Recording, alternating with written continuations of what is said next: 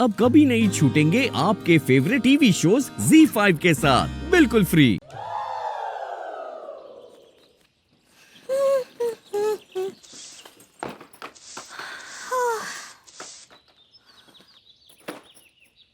Hello भाभी जी। हाँ, का हिलो भरभूति जी। देखिए ना लड्डू के भैया अपने शर्ट में पता नहीं कहाँ से इतना अजीब ही दाग लगा कर आए ना। घिस घिस के हमरे हाथ दुख गए लेकिन दाग ना ही निकला। किस चीज का दाग है? अगर बदनामी का है तो फिर निकलना मुश्किल है। आप क्या बोले? मैं पूछ रहा हूँ किस चीज का दाग लगा लिया आपके लड्डू के भैया ने? ओ हमको लगता है कुछ तेल वेल का खा रहे थे, वो को ही टपका लिए अपने कुर्ते पर। आपने गरिमा वॉशिंग पाउडर ट्राई किया है? गरिमा वॉशिंग पाउडर? हाय दिया, वो तो बहुत ही घटिया पाउडर है। अब उससे मैल तो निकलता नहीं है ठीक से, दाग तो बहुत ही दूर का बात है। हाँ अब ये डिपेंड करता है कपड़ा किसका है। अगर किसी दागदार आदमी का कपड़ा है तो फिर वॉशिंग पाउडर क्या करेगा। आप क्या बोले? अगर भाभी जी ऐसे दाग निकालने के लिए ना आपको देसी फार्मूला अपनाना चाहिए। हाय दिया, का देसी फार्मूला? लीजिए भाभी जी। Thank you. आई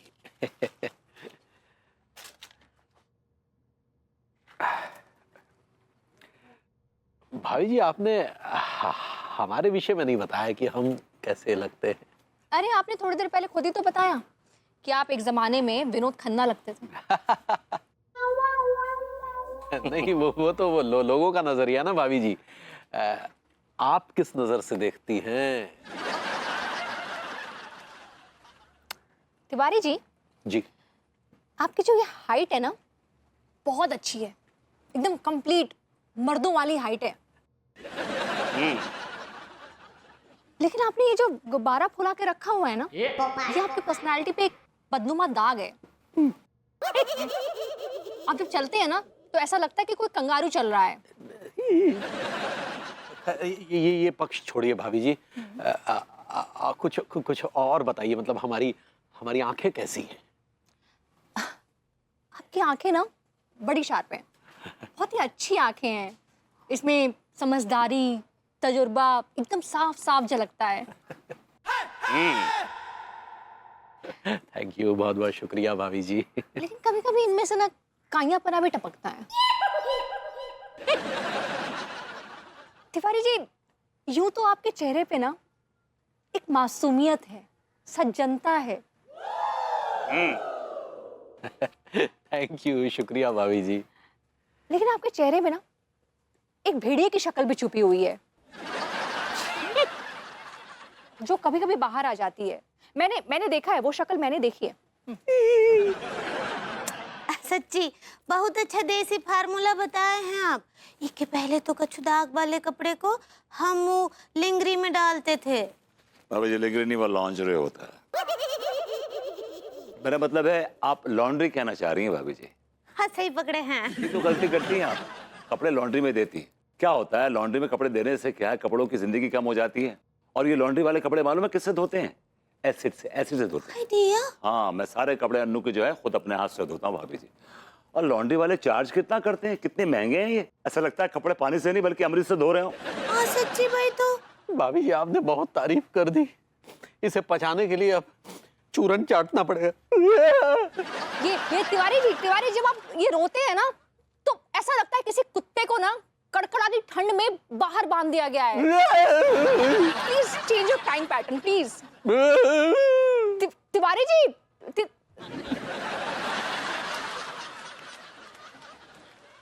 लगता है तिवारी जी को बुरा लग गया।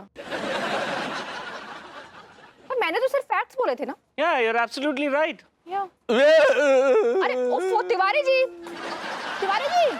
अम्मा जी का साड़ी बहुत कीमती था, एक बार छेदी को दिए रहे, पूरा सत्यानाश कर दिया वो साड़ी का। हम क्या सोच रहे हैं, अब तो हम यही इस्तेमाल करेंगे, का है शेविंग भी हो जाएगा। भाभी जी सेविंग कहना चाह रही हैं आप? सही पकड़े हैं। भूल गए मेकअप, भूल गए पाउडर, याद रहा बस कपड़ा, बर्तन और डिटर्जेंट पाउडर। चलिए लड्डू के भैया के लिए खाना भी पकाना है। Bye bye. साली अपनी जिंदगी भी कमाल है, कपड़े धो के बाथरूम से निकलती है और जाके बर्तनों के सिंक में फंस जाती है। जिसको लाइफ सक्स। आप हर बात का उल्टा मतलब क्यों लेते हैं तिवारी जी? विभू का रोमांस में इंटरेस्ट ना होना उसकी शारीरिक कमजोरी की तरफ इशारा थोड़ी ना करता है। तो फिर किस बात की तरफ इशारा करता है? टेंशन तिवारी जी, टेंशन अच्छे खासे इंसान के कलपुर्जों में जंग लगा देता है। माफ कीजिएगा, हमको समझे नहीं। फॉर एग्जाम्पल, जैसे आपकी टीवी का स्क्रीन खराब हो गया है और आप उसे रिपेयर नहीं करा रहे हैं, तो उससे उसके बाकी कलपुर्जों में भी जंग लग सकता है। भाभी जी, वही तो हम कह रहे हैं। भभूति जी के किसी ना किसी कलपुर्जे पर तो असर पड़ा होगा ना पहले, उसके बाद दूसरे कलपुर्जों पर भी असर पड़ा। नहीं नहीं, आप समझ नहीं रहे, ये कलपुर्जों का मामला है ही नहीं, ये मामला है दिमाग का। जिस तरह से अंगूरी जी मेंटली थक गई है ना, वैसे विभू भी मेंटली थक गया है, इसलिए दोनों के दोनों नीरस हो गए हैं। ओह, तो फिर आप ही बताइए ना भाभी जी, आखिर हम अंगूरी की निरस्ता को कैसे दूर करें? तिवारी जी, मैंने ना मेरी चंद सहेली में पढ़ा था कि इंसान का दिमाग बच्चे की तरह होता है, जहां वो विनाशकारी परमाणु हथियार जैसे बॉम्ब, गन्स बना सकता है, वैसे जरा सी बात पे ठप भी पड़ सकता है।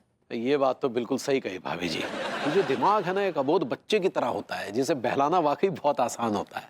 तो फिर बहलाइए तिवारी जी, बहलाइए और अंगूरी जी के अंदर जो नीरसता है ना, उसे खत्म कीजिए। मैं भी विभू के अंदर के आत्मविश्वास को वापस जगाती हूँ।